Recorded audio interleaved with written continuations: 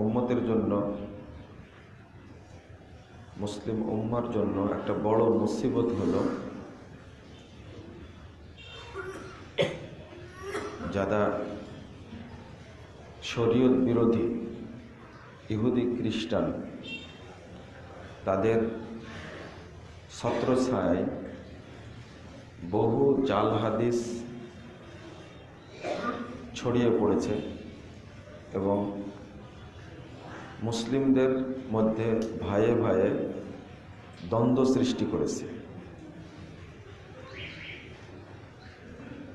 কিন্তু আলেমরা অধিকাংশই বিষয়টা লক্ষ্য করে না,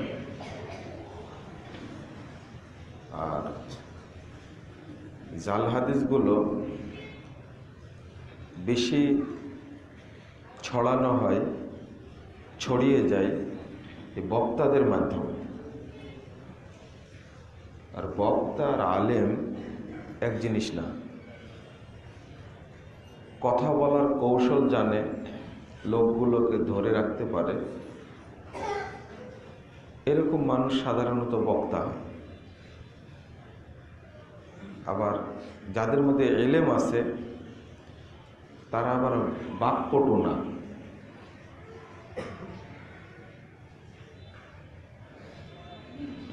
আর সমাজে যত ভ্রান্ত আকীদা, বেদাতে আমল, জাল হাদিস, জয়ীফ হাদিস, এগুলো ছড়িয়ে যায় বক্তাদের মাধ্যমে। এই বক্তারাও মুসলিম উম্মার জন্য একটা মুসিবত।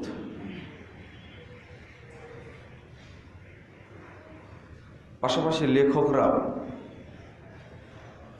অনেক মানুষ লেখছে বইয়ের মধ্যে এমন কিছু জাল হাদিস লেখছে যার কোনো ভিত্তি নেই, কিন্তু চলমান। কিছু আছে নগদ টাটকা তৈরি করা, একবারে কাঁচা, এটা কোনো কেতাবেও নাই, এরকম কিছু আছে। আর কিছু কেতাবেই মুহাদ্দিসগণ উল্লেখ করে গেছে এটা জাল। যেগুলো নাই, প্রচলিত আছে, এইগুলো সংগ্রহ করলে এখন কয়েকটা খণ্ড হবে। আগের মুহাদ্দিসগণ আলহামদুলিল্লাহ আল্লাহ তাদেরকে নির্বাচন করে পাঠিয়েছিলেন। ইমাম আহমদ বিন হাম্বল রহিমাহুল্লাহ, ইমাম মালিক রহিমাহুল্লাহ, ইমাম শাফিঈ রহিমাহুল্লাহ, বিশেষ করে ইমাম বুখারী রহিমাহুল্লাহ, ইমাম মুসলিম। আল্লাহ রাব্বুল আলামিন তার নিজের পক্ষ থেকে রহমত স্বরূপ এই পৃথিবীতে তাদেরকে পাঠিয়েছিলেন এবং তারা এত পরিশ্রম করেছেন। পরবর্তীতে এসে ইবনু তাইমিয়া রহিমাহুল্লাহ, তারপরে ইমাম জাহাবি, ইমাম ইবনুল কাইয়িম, ইবনু হাজার আসকালানি, ইমাম ইবনু কাসির, এই সর্বশেষ ধাক্কাটা দিয়েছেন। মুহাদ্দিসগণ বলেন এখন যে 800 বছর পরে পৃথিবীতে এরকম বড় মুহাদ্দিসের আগমন, তিনি হলেন নাসিরউদ্দিন আলবানী রাহিমাহুল্লাহ। আল্লাহ তাদেরকে জান্নাতুল ফিরদাউস দান করুন। তাদের পরিশ্রমটা এত বেশি, শুধু ঠেকানোর জন্য জাল জয়ীফ হাদিস যেন বর্ণনা করতে না পারে। ইমাম বুখারী রাহিমাহুল্লাহকে তো বের করে দেওয়া হয়েছে।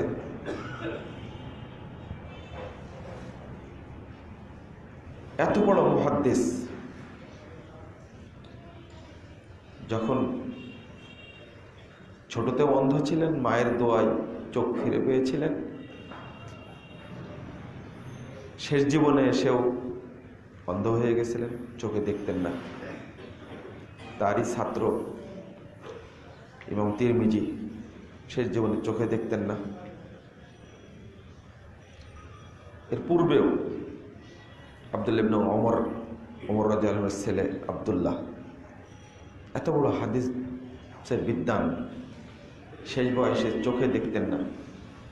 আব্দুল্লাহ ইবনে আব্বাস, এত বড় সাহাবী, রাইসুল মুফাসসিরিন, এত হাদিস জানতেন, শেষ জীবনে অন্ধ হয়ে গেছিলেন। ইমাম বুখারী রাহিমাহুল্লাহ আর কত দেশ থেকে বহিষ্কার হবেন, যে পরিশ্রমটা করেছেন জীবনে তারা, গত জানুয়ারির 13 তারিখে আমাদের মুকাররম যেখানকার প্রিন্সিপাল, দারুল হুদা ইসলামিক কমপ্লেক্স দাওরা হাদিস শুরু হয়েছে, সেদিন দার্স দিলেন প্রফেসর এ.কে.এম. শামসুল আলম। তো স্যার একটা হিসাব দিলেন যে ইমাম বুখারী রাহিমাহুল্লাহ এক সফরে এক জায়গা থেকে আর এক জায়গায় 14,000 মাইল তিনি পায়ে হেঁটে ভ্রমণ করেছেন হাদিস সংগ্রহের জন্য। এক সফরে 14,000 মাইল ভ্রমণ করেছেন। টোটাল একটা হিসাব দিয়েছেন যে প্রায় তিনি হাদিস সংগ্রহের জন্য প্রায় 55,000 মাইল তিনি ভ্রমণ করেছেন দেশে দেশে। কল্পনাই করা যায় না। শেষ জীবনে গিয়ে দেশ থেকে বের করে দেওয়া হলো, তার সাথে চলছেন আর চলতে পারছেন না।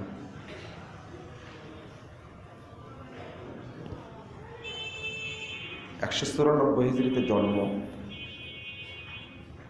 256 হিজরিতে মৃত্যু, প্রায় পার্থক্যে চলে গেছেন।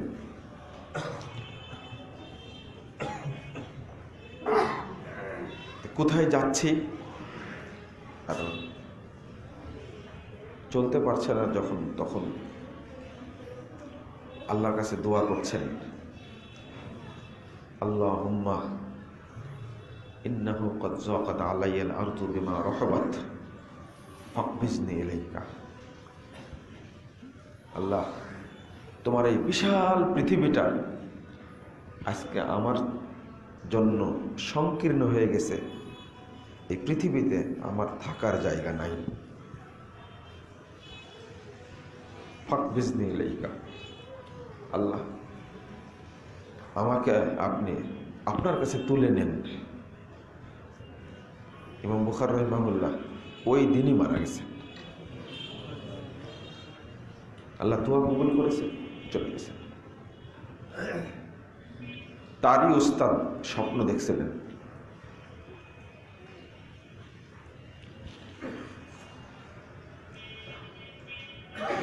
রাসূল সাল্লাল্লাহু আলাইহি ওয়াসাল্লাম কয়েকজন সাহাবীকে নিয়ে যাচ্ছিলেন। আল্লাহ রাসূল বললেন যে তোমরা সামনে যাও, আমি একটু দাঁড়িয়ে যাই, একজন ব্যক্তি আসছেন, তার সাথে মোলাকাত করব। সাহাবীরা প্রশ্ন করছেন তিনি কে? তার উস্তাদ স্বপ্ন দেখছেন।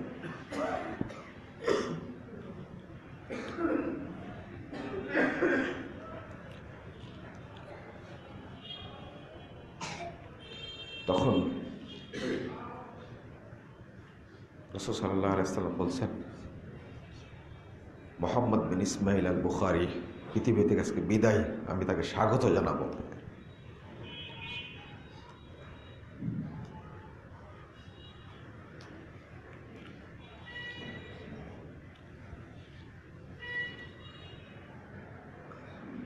এখন মনে হয় যে হয়তোবা আমাদের যুগে ইমাম বুখারী আসলে তাকে আমরা জায়গা দিতাম, চেষ্টা করতাম তার জন্য কোনো সমস্যা না হয়। আসলে কেউ করতাম না, ওই পরিবেশই পেতাম না, ওই সুযোগই ছিল না। যখনই পরিবেশটা এরকম হয়েছে, একটা সময় আসে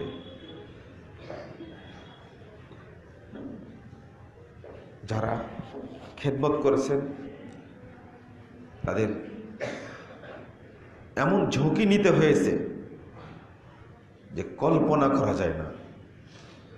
এই আলবানী রাহিমাহুল্লাহ আধুনিক যুগের মানুষ, শুধু এই কারণে 2 বার জেল খাটতে হয়েছে তাকে। মানে যখনই আপনি সমাজের প্রচলিত ধর্মের বিরুদ্ধে কথা বলবেন, তখনই এক শ্রেণীর স্বার্থের নেশে পেট পূজারী দালাল শ্রেণীর লোকগুলো সহ্য করতে পারে না। এটাই বাস্তবতা। ওরা তো পেট পূজারী, আল্লাহকে সন্তুষ্ট করার জন্য তারা কোনো কাজ করে না। না হলে আলবানির মতো এত বড় মুহাদ্দিস কল্পনাই করা যায় না। এদেশের বেদাতে আলেমরা তাকে গালি দিয়ে বলে যে আলবানি হলো ইহুদি খ্রিস্টানদের এজেন্ট।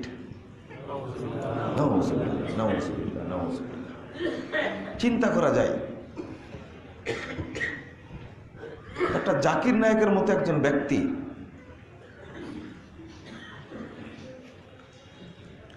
সেদিনে একটা সাক্ষাৎকার আমার কাছে পাঠাইছে।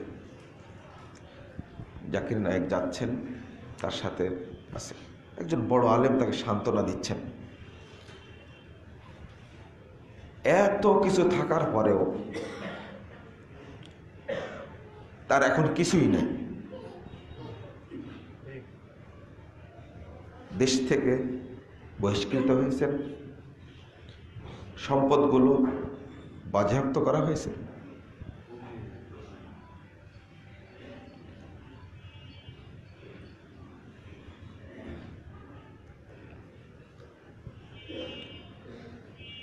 প্রতিষ্ঠানগুলো সরকার একবার করে নিয়েছে। ছিল অনেক কিছুই, স্ত্রী সন্তান নিয়ে কখনো সৌদি আরব, কখনো দুবাই, কখনো মালয়েশিয়া। তো একজন বড় দায়ী, তিনি ইংরেজিতে ইবনে তাইমিয়া রাহিমাহুল্লাহর ওই উক্তিটা বোঝাচ্ছেন, জাকির নায়েককে বোঝাচ্ছেন। গাড়ির মধ্যে যাচ্ছেন, কথা বলতে বলতে জাকির নায়েককে সান্ত্বনা দিচ্ছেন। কার কথা দিয়ে? ইবনে তাইমিয়ার কথা দিয়ে। ইমাম ইবনে তাইমিয়া রাহিমাহুল্লাহ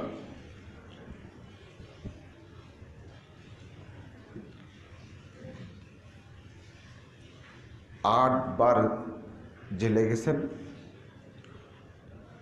12 বছর জেল খাটছেন।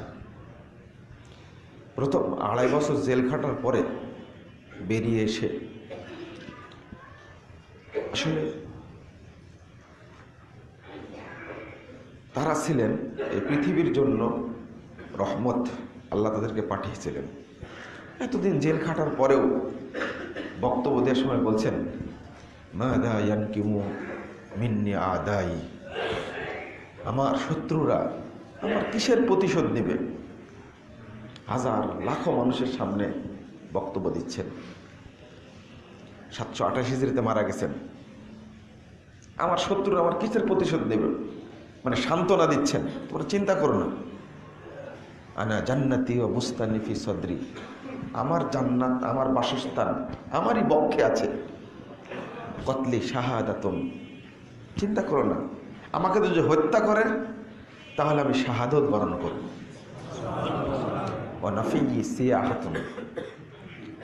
আর যদি দেশ থেকে বহিষ্কার করে দেওয়া হয় তাহলে আমি ভ্রমণের উদ্দেশ্যে বেরিয়ে যাব। এক দেশে না থাকলে আরেক দেশে যাব, আরেক দেশে না আরেক দেশে যাব। 6টি প্রদেশ থেকে বহিষ্কার করা হয়েছে, থাকতে দেয়নি। অসিজনি খুলুওয়াহ, আর যদি আমাকে জেলখানায় বন্দি রাখা হয় তাহলে সেখানে বসে বসে আমি গবেষণা করব, আমার কিসের প্রতিশোধ নেবে? এই কথাগুলো ইবনে তাইমিয়া রাহিমাহুল্লাহর কথাগুলো অনুবাদ করে শোনাচ্ছেন জাকির নায়েককে। ইবনে তাইমিয়ার যা হয়েছিল আপনারও তাই হয়েছে। ভ্রাম্যমাণ লাইব্রেরি। আগে জানতাম যে ইবনে তাইমিয়া রাহিমাহুল্লাহর লেখা 5 শতাধিক। আজকে একটা তথ্য দেখলাম, প্রায় 1000-এর উপরে তার বই লেখা আছে, যা পৃথিবীর কোনো বিদ্বানের রেকর্ড নেই। 1000-এর বেশি। আপনি জানেন তার বইয়ের নাম দিয়ে একটা বই বের হয়েছে, একটা বই বের হয়েছে 30 পৃষ্ঠার, শুধু তার বইয়ের নাম দিয়ে। ভাবাই যায় না। এই লোকটিকেও পৃথিবীবাসী জায়গা দেয়নি। এমন শেষ 5টি বছর জেলখানাতেই ছিলেন, জেলখানাতেই মারা গেছেন। অপরাধ একটাই, যে ইবনে তাইমিয়া রাহিমাহুল্লাহ সেই যুগে মাজার পূজারীর বিরুদ্ধে, বেদাতের বিরুদ্ধে, তাতারির বিরুদ্ধে ক্ষুরধার লেখনী, এমনকি তাতারদের বিরুদ্ধে ডাইরেক্ট জিহাদে অংশগ্রহণ করেছেন। যারা ছিল মুলহিদ, এই তাতারিরা কোনো কিছুকে পরোয়া করেননি। এটাই কারণ ভ্রাম্যমাণ লাইব্রেরি কখন এত কিতাব লিখলেন, আর লেখার ধরন কি, সারা পৃথিবী ওই তার লেখার উপরে ভর করে চলছে এখন। আলহামদুলিল্লাহ, দুনিয়াতে কষ্ট করেছেন কিন্তু পরকালে শান্তি পাচ্ছেন, এটাই বাস্তব। সবাই দোয়া করে। শেখ বিন বাজ রাহিমাহুল্লাহ মনে হয় প্রত্যেক পৃষ্ঠায় ইবনে তাইমিয়ার কথা বলে গেছেন। ইবনুল কাইয়িম রাহিমাহুল্লাহ প্রত্যেক পৃষ্ঠায় তার উস্তাদ ইবনে তাইমিয়ার কথা বলে গেছেন।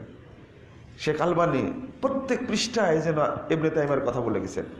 শেখ হুসাইমিন প্রত্যেক পৃষ্ঠায় শেখ ইবনে তাইমিয়ার কথা বলে গেছেন। তো সেটা বলছিলাম, জাকির নায়েকের এক এক বক্তব্যে হাজার হাজার লাখ লাখ অমুসলিম ইসলাম গ্রহণ করেছে, তাই না? এটা তো আপনারা দেখতে পাচ্ছেন। অথচ আমাদের দেশের এই বেদাতি, পেট পূজারী, এই কাঠমোল্লারা জাকির নায়েককে বলে এরা ইহুদি খ্রিস্টানদের দালাল। এদেরকে কোন কাতারে মাপবেন? জাকির নায়েকের বক্তব্য শুনে কোনো একজন মুসলমান ইহুদি হয়েছে, খ্রিস্টান হয়েছে? ওরা জেনে তো গালি দিচ্ছে, তাই না?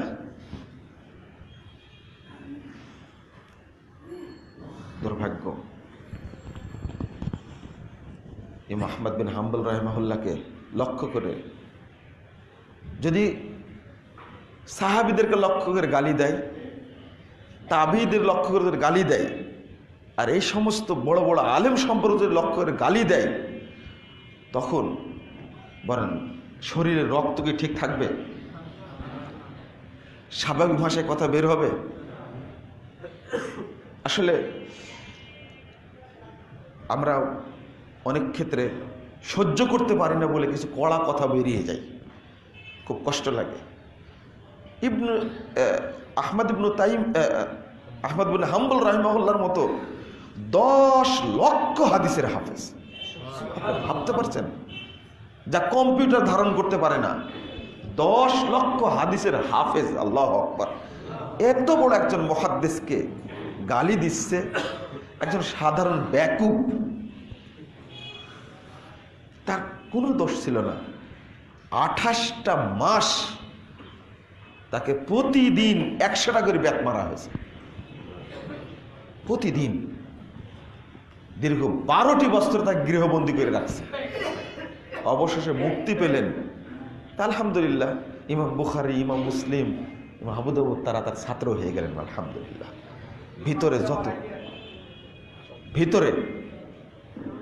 ভিতরে যত বক্ষের মধ্যে রক্ষিত হাদিসগুলো সব ঢেলে দিলেন মুহাদ্দিসদের কাছে। যাক, কথা বলতে যে আসলে প্রেক্ষাপট, পরিবেশ একটা জটিল এবং কঠিন।